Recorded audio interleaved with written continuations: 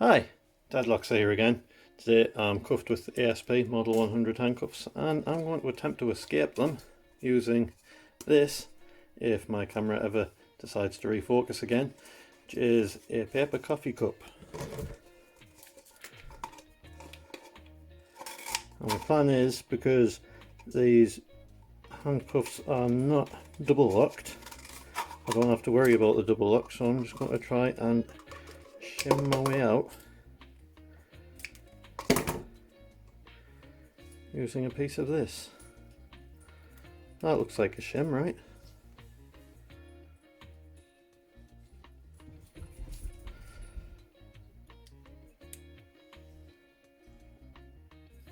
There we go, freedom.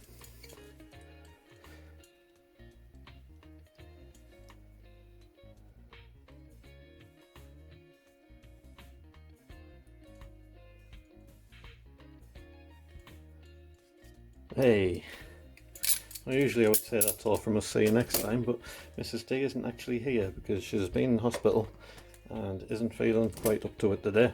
So she is back home now, she's doing well. But that's all from me, see you next time. And this one you need a lot of tension for. Oh, hopefully you just unlocked it there. I think I'm...